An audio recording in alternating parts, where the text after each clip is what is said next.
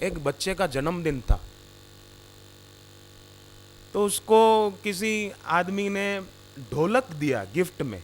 पता नहीं क्या सूझा उस आदमी को, ढोलक दिया भेंट में। अब बच्चा तो बच्चा, उसको बजाना तो आता नहीं था, ऐसे ही धम धमाधम करता रहता था। तो बाप उसको बहुत टोकता था कि तू सारा दिन धम धम करता रहता है, परेशान कर देता है। तो बच्चा बोला, पिताजी आप चिंता मत करो, अब जब आप सो जाओगे ना मैं तभी बजाऊंगा, सारा दिन आपको तंग नहीं करूंगा, आप जब सो जाओगे तभी बजाऊंगा। अब बाप और परेशान हो गया कि मैं सोऊंगा तब बजाएगा, रात की नींद भी खराब करेगा।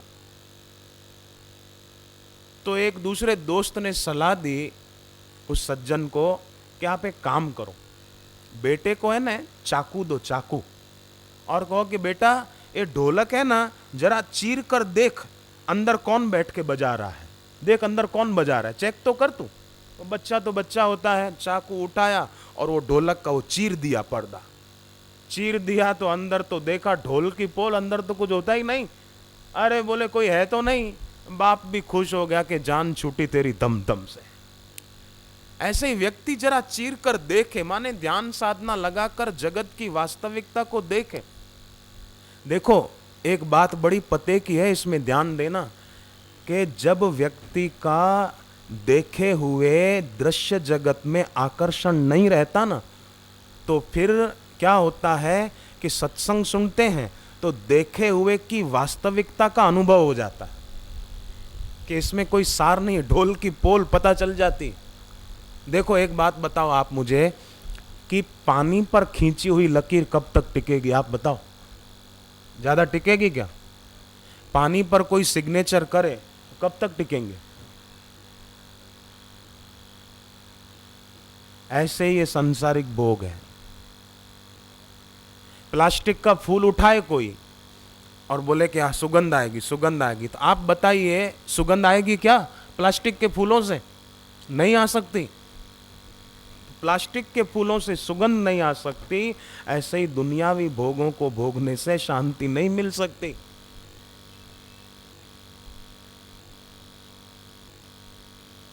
आम खाना चाहे कोई और बबूल के पेड़ पर हाथ डाले तो कांटे चुभेंगे, कांटे। ऐसे ही संसार में सब लोग सुख चाहते हैं, शांति चाहते हैं, परंतु बीज दुख के बो रहे हैं।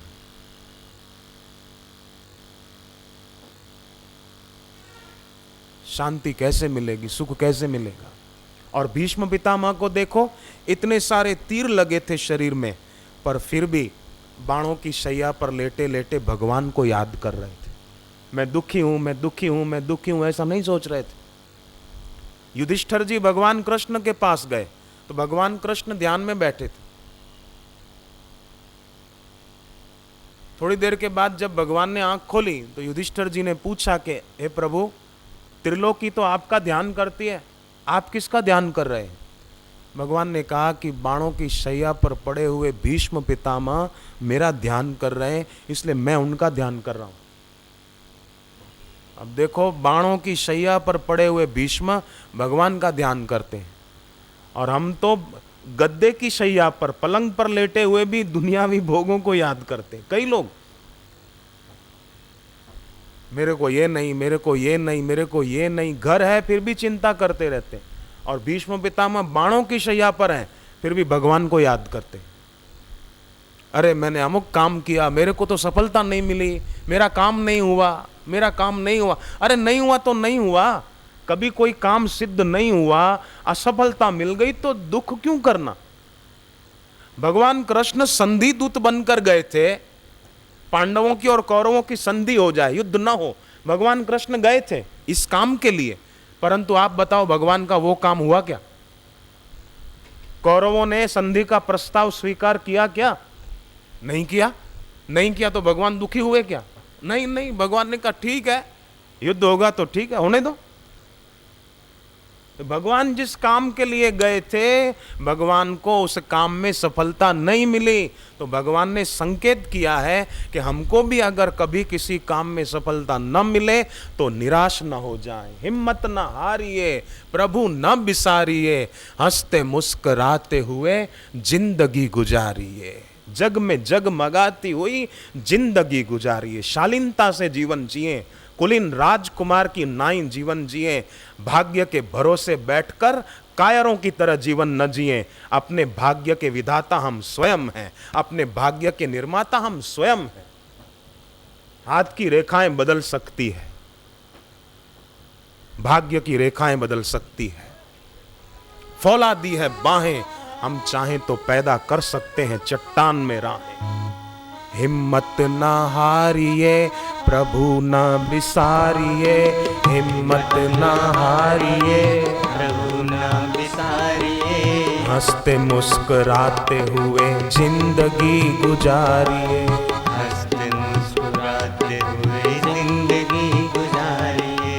हिम्मत न हारिए प्रभु न बिसारिए, हिम्मत न हारिए प्रभु न बिसारिए। हंसते मुस्कुराते हुए जिंदगी गुजारिए। हंसते मुस्कुराते हुए जिंदगी गुजारिए।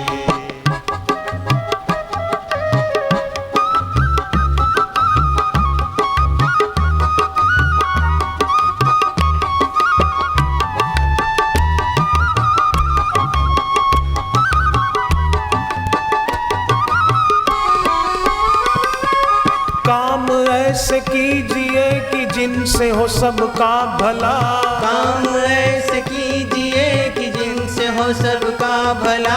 बातें ऐसी कीजिए जिनमें हो अमृत भरा, बातें ऐसी कीजिए कि जिनमें हो अमृत भरा। मीठी बोली बोल सबको प्रेम से पुकारिए, मीठी बोली बोल सबको प्रेम से पुकारिए। कड़वे बोल बोल के न जिंदगी बिगाड़िए, कड़वे बोल बोल के न जिंदगी बिगाड़िए। हंसते मुस्कुराते हुए जिंदगी गुजारिए। हंसते मुस्कुराते हुए जिंदगी गुजारिए।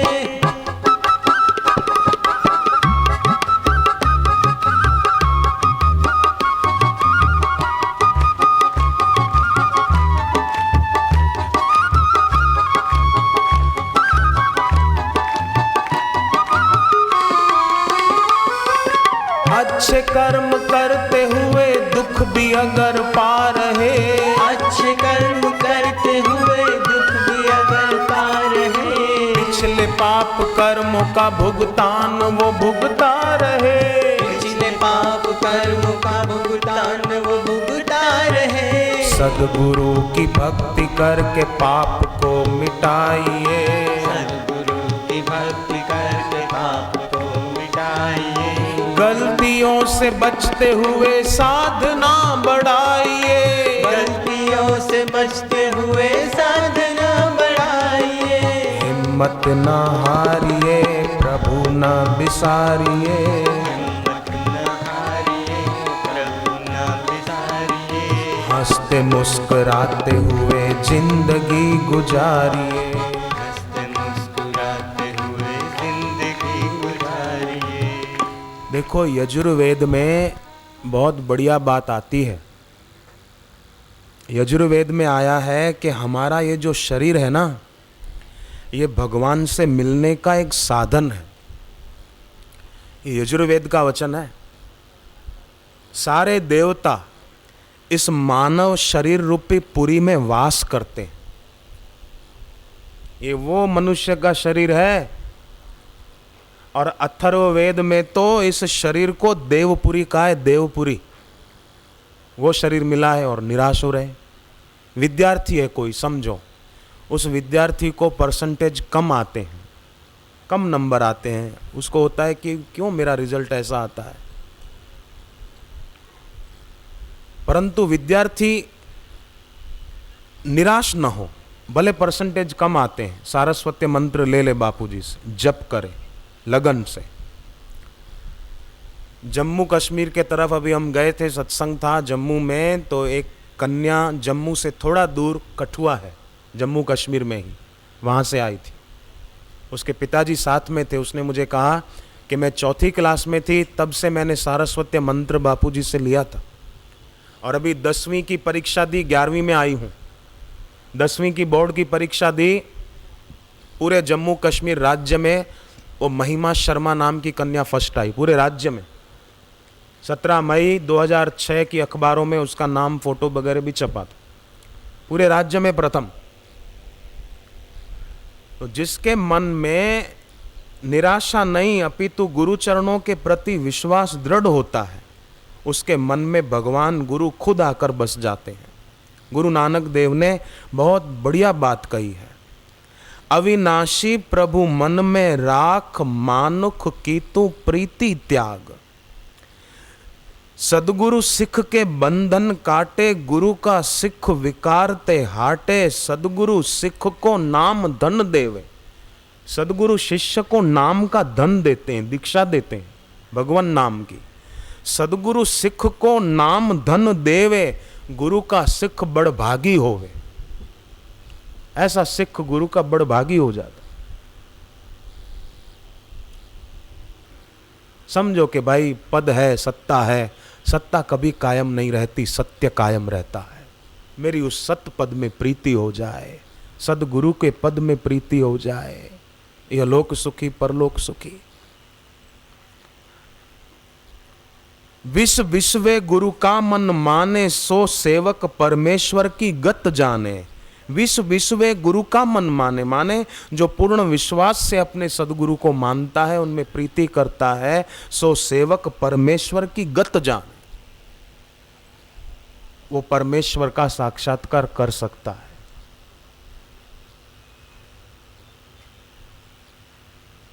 परमात्मा प्राप्त गुरु के निकट जाते हैं ना, तो उससे कितना लाभ होता है। अमेरिका में रिसर्च हुई है, ऑक्सफोर्ड यूनिवर्सिटी में। विज्ञानियों ने 10 वर्षों तक रिसर्च की और उसके बाद घोषणा की, क्या घोषणा की, कि जिनके दिल में हमारे लिए भलाई की कामना है, उनके नज़दीक जब हम जाते हैं तो हमारे शरीर के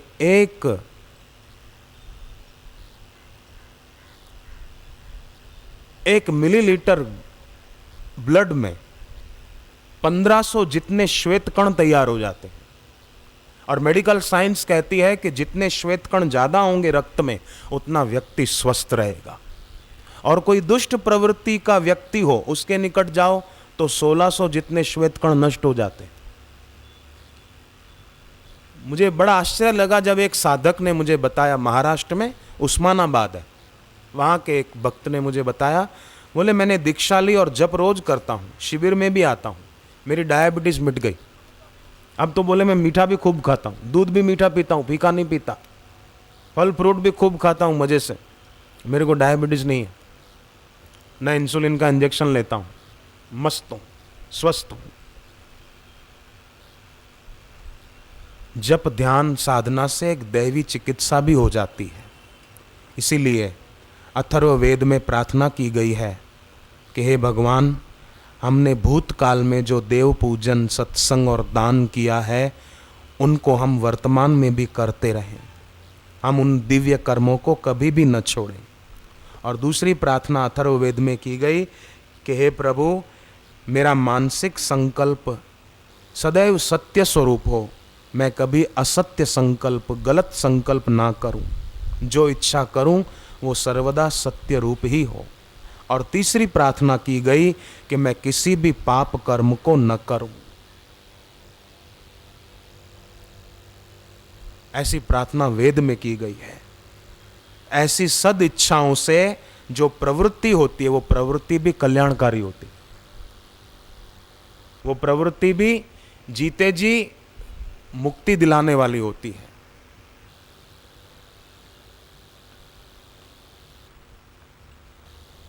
प्रभु की प्रेम दृष्टि से बदल जाती है तकदीरें, अगर विश्वास पक्का हो तो कट जाती है जंजीरें। क्षमा बुझ जाए तो फिर जल सकती है, नाव भंवर में फंस जाए तो फिर किनारे लग सकती है। मायूस न हो, इरादे न बदल, तकदीर किसी वक्त भी बदल सकती है। तो वेद कहते हैं सत्संग, दान और देव पूजन ये कभी भी नहीं छोड़ना। यजुर्वेद में बताया गया है कि अच्छे कर्म करने वालों का लोक अलग है। नाकम ग्रमणानाम सुकृतस्य लोके है। जो अच्छे कर्म करते हैं, दिव्य कर्म करते हैं, उनका लोक अलग है। और जो हीन कर्म करते हैं उनके लिए अथर्ववेद में बताया यमसाद नाथ पाप लोकान, उनके लिए फिर वो लोक है। जो लोग बोलते हैं स्वर्ग नहीं, नरक नहीं, ये सब साधुओं ने अपनी कल्पना कर ली, अपना व्यापार करने के लिए, लोगों से दक्षिणा ऐंठने के लिए। नहीं, अगर स्वर्ग लोक और नरक लोक नहीं है, झूठी बात है, तो गीता जी का 9वां अध्याय और 21वां श्लोक पढ़ के देखो। भगवत गीता झूठी है? भगवत गीता के 9वें अध्याय के 21वें श्लोक में आता है, ते तम भुक्त्वा स्वर्ग लोक विशालम क्षीणे पुण्य मृत्यु लोके विशंति। ये भगवान का वचन झूठा कैसे हो सकता है भाई? 16वें अध्याय का 16वां श्लोक पढ़िए, भगवान ने क्या कहा है। अनेक चित्त विभ्रांता मोह जाल समावृतः प्रसक्ता काम भोगेषु पतंती नरकेषु चौ। ये गीता का वचन।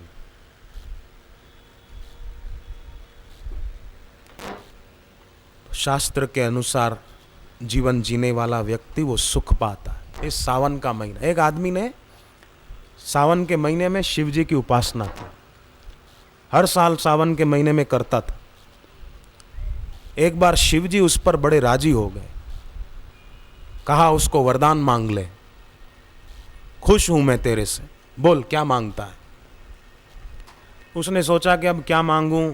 शिव जी ने कहा जल्दी मांग, मुझे और भी काम है, जल्दी बोल। तो उसने कहा ठीक है प्रभु, एक वरदान दे दो, मैं जब भी जहां भी जो भी मांगूं आप मेरे को दोगे। शिव जी ने सोचा कमाल है, जब भी जहां भी और जो भी मांगे मैं दूं इसको, तो इसकी इच्छाओं का तो कोई अंत नहीं होगा। शिव जी ने कहा ठीक है, पर एक बात मेरी भी याद रखना, तू जब भी जहां भी जो भी मांगेगा मैं दूंगा, पर तेरे पड़ोसी को दुगना मिल जाएगा। वो बोला उसने उपासना नहीं की है, उसने जप नहीं किया, बोले वो तुझे नहीं देखना है, वो मेरा काम है। तब उसने मन में सोचा ठीक है, फिर तो मैं मांगूंगा ही नहीं। शिव जी ने सोचा मैं भी यही चाहता था कि तेरी इच्छाओं का कोई अंत नहीं।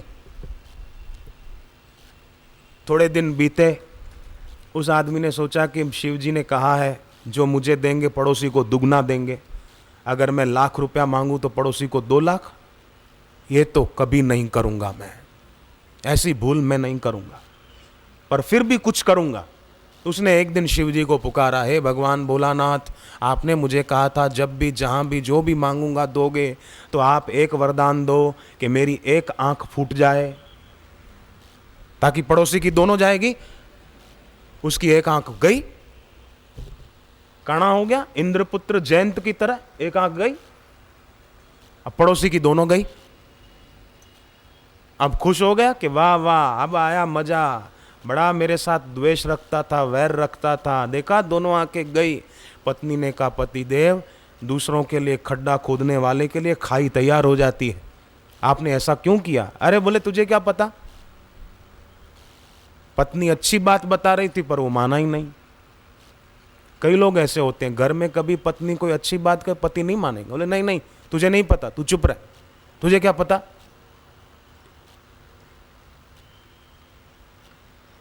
खैर थोड़े दिन बीते, उस आदमी की पत्नी अपने मायके गई हुई थी, ये आदमी घर पे था। 2-3 दिन बीते, सोचा कि घर पे जरा रंग रोगन कर दूं, कोई आदमी बुलाऊंगा तो पैसे देने पड़ेंगे, मैं खुद कर देता हूँ। सीढ़ी लगाई, रंग करने लगा, तो एक आंख तो पहले ही गई थी, जरा बैलेंस चूक गया, लकड़ी की सीढ़ी समेत नीचे गिरा, धड़ाक धुम, तो कोई अणीदार वस्तु उसके दूसरी आंख में चुभ गई, दूसरी आंख भी गई। हॉस्पिटल ले गए, पत्नी को मायके में खबर की गई, वो आई और पति को कहा कि मैं तो आपको पहले कहती थी पर आप माने ही नहीं। वो कहने लगा तू चिंता मत कर, मेरे को जरा सहारा देकर जरा जंगल में ले चल। ले गई, उसने शिव जी को पुकारा कि हे भोलानाथ, मेरी दोनों आंखें ठीक हो जाए। आपने कहा था जब भी जहाँ भी जो भी मांगोगे दूंगा, मेरी दोनों आंखें ठीक कर दो। शिव जी ने कहा ये नहीं हो सकता। बोले क्यों? बोले क्योंकि मैंने शर्त रखी थी, तुझे दूंगा उससे दुगना पड़ोसी को दूंगा। अगर तुझे 2 आंखें दूं तो पड़ोसी को 4 देनी पड़ेगी, तो लोग उसको राक्षस बोलेंगे, 4 आंख वाला आदमी। तो बोले क्या होगा अब? शिव जी ने कहा एक ही उपाय है बेटे, तुम 1 आंख मांग लो तो पड़ोसी को 2 मिल जाएगी, हिसाब ठीक हो जाएगा। अब उसने सोचा जीवन भर अंधा रहूं उससे तो ठीक है, प्रभु मेरे को 1 आंख दे दो। और पड़ोसी को दोनों मिल गई और ये जीवन भर काना रहा, 1 आंख वाला होकर रहा। क्या मिला इसको? इसलिए भगवान गीता में कहते हैं अद्वेष्टा सर्वभूतानाम। उपासना तो करें पर कभी किसी से द्वेष न करें। घर पे जप ध्यान करें पर फिर क्रोध करके मारपीट करना, तुम ऐसे हो, तुम ऐसे हो, तुम ऐसे हो, नहीं नहीं।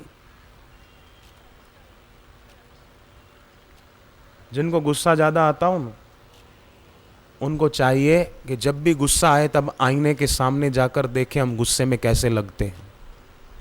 या जिनको ज़्यादा आता हो हमेशा वो जेब में रखो, पर्स में रखो, जब गुस्सा आए देखो हम कैसे लगते हैं।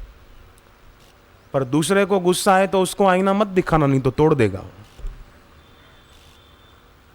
खान पान सात्विक होगा तो कर्ता सात्विक होगा, कर्ता सात्विक होगा तो प्रवृत्ति उसके अनुरूप होगी ना।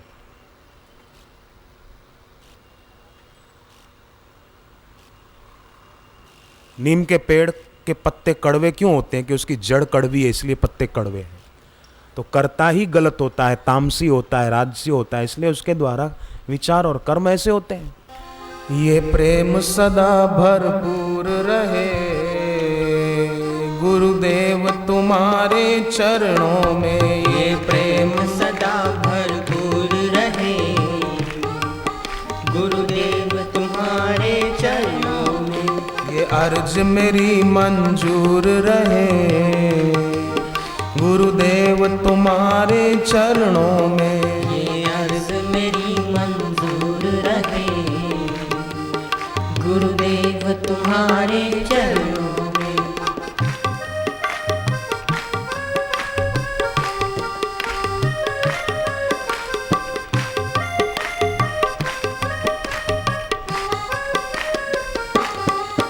आँखों में बसी तेरी सूरत हो, मेरे मन में बसी तेरी मूरत हो। आँखों में बसी तेरी सूरत हो, मेरे मन में बसी तेरी मूरत हो। मेरे मन में बसी तेरी मूरत हो, मेरे मन में बसी तेरी मूरत हो। मेरा तन मन सब अर्पण ही रहे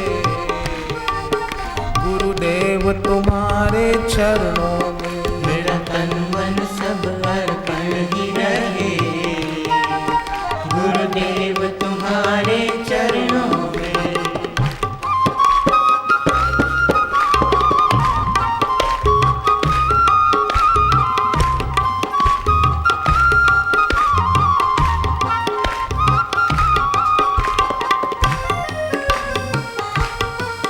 इस सर पे तुम्हारा हाथ रहे, जीवन भर तेरा साथ रहे।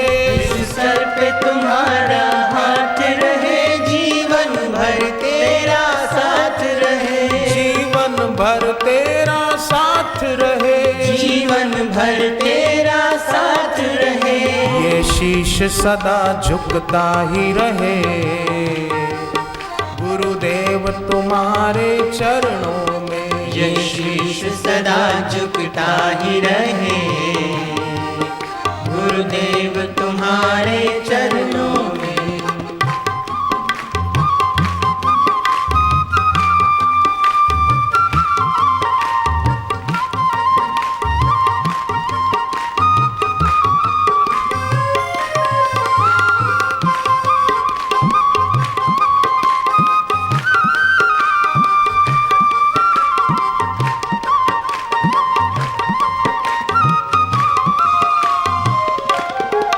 सांसों में तुम्हारा नाम चले, मेरे मन में प्रेम की ज्योत जले। सांसों में तुम्हारा नाम चले, मेरे मन में प्रेम की ज्योत जले। मेरे मन में प्रेम की ज्योत जले, मेरे मन में प्रेम की ज्योत जले। ये श्रद्धा भक्ति अटल रहे, गुरुदेव तुम्हारे चरणों में। ये श्रद्धा भक्ति अटल रहे, गुरुदेव तुम्हारे चरणों में। गुरुदेव तुम्हारे चरणों में, गुरुदेव तुम्हारे चरणों में। कुछ क्षणों के लिए शांत बैठकर मन ही मन प्रार्थना करेंगे। शांत मन से बाहर की आंखें बंद करते हुए मन ही मन प्रार्थना करें। हे प्रभु, हे भगवान,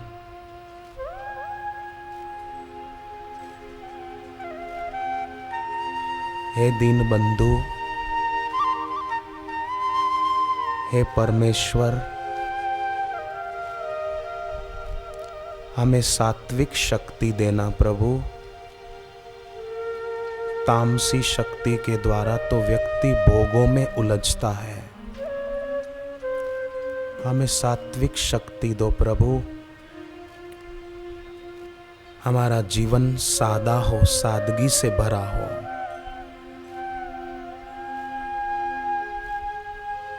हे भगवान, हम आपके सिवाय और किसका सुमिरन करें,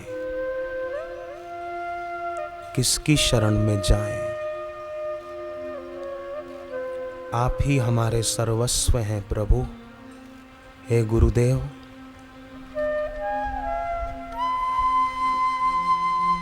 तुम बिन जग में है नहीं, देखूं जाकी और। हे प्रभु,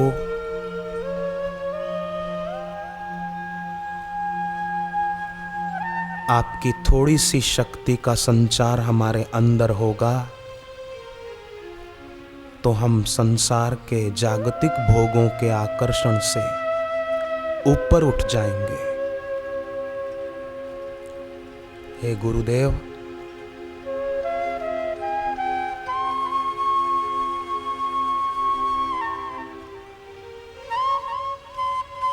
धरती की गुरुत्वाकर्षणी शक्ति वो पदार्थ को नीचे की ओर खींचती है, पर गुरुदेव, आपकी जो गुरुत्वाकर्षण शक्ति है वो तो हमें ऊंचा उठाएगी आध्यात्मिकता में, भक्ति में, साधना में।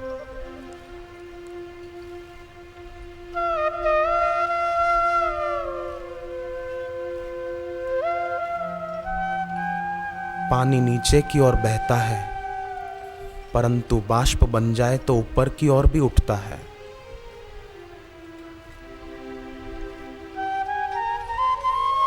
हे भगवान, हे गुरुदेव, अब हमारे जीवन में ऊर्जा का अधोगमन न हो, ऊर्जा का ऊर्ध्वगमन हो।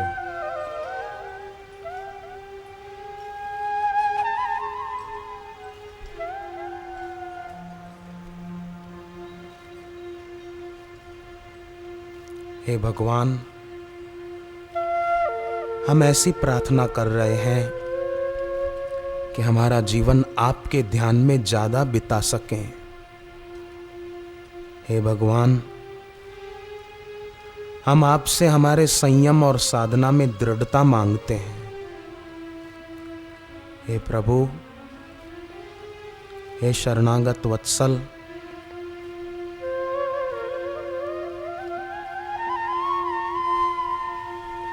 मीरा को दृढ़ता मिली तो मुझे क्यों नहीं,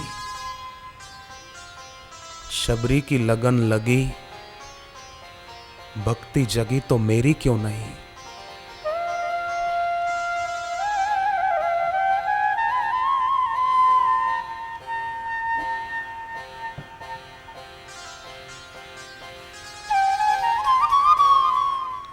हे परमेश्वर, छूट जाने वाले शरीर और भोगों में हमारी आसक्ति न हो। हे अछूट ईश्वर, ईश्वर का ज्ञान देने वाले, भक्ति देने वाले हे गुरुवर, आपके चरणों में हमारी प्रीति हो।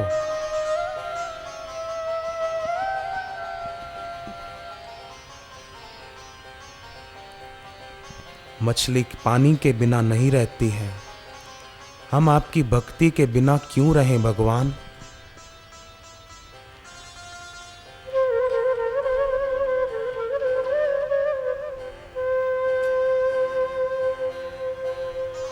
चंद्रमा अपना गुण शीतलता नहीं छोड़ते हैं, सूर्य अपना गुण उष्णता नहीं छोड़ते हैं, धरती अपना गुण सहनशीलता नहीं छोड़ती है,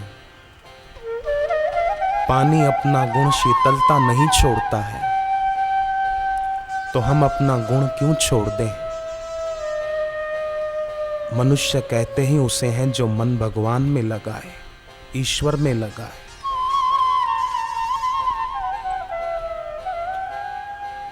हम क्यों चूक जाएं प्रभु, हमें सद्बुद्धि दो नाथ। हे भगवान, हमें सद प्रेरणा दो। इतनी कृपा की है कि हमें सत्संग में पहुंचाया है, ऐसी सन्मति दी है कि हम यहाँ पर बैठ सकते हैं श्रद्धा से। तो हे प्रभु, ऐसी सद्बुद्धि देते रहना कि हम इस मार्ग पर चलते रहें।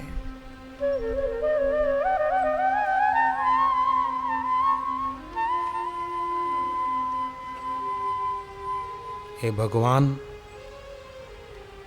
आप हमारे अंदर ऐसी सत्प्रेरणा भरना कि मोह निकल जाए, हम आपकी आज्ञा का पालन कर सकें, ऐसा बल हमको आ जाए, ऐसी मांग करते हैं हम। गीता में जो है वो आपकी आज्ञा ही तो है, वेदों में आपकी आज्ञा ही तो है, हम वो करें प्रभु। ऐसी हमें सद्बुद्धि दो। भले हमें प्रार्थना करना नहीं आता है, हमारी प्रार्थना सच्ची न हो, फिर भी आप तो सच्चे हो नाथ। आप हमारी झूठ मूठ की हुई प्रार्थना को भी सच्ची मानकर स्वीकार कीजिए और हमें अपने चरणों की दृढ़ प्रीति दीजिए। सद्गुरु भगवान, हमें शरणागति देना, शरणागति देना, अनन्य भक्ति देना।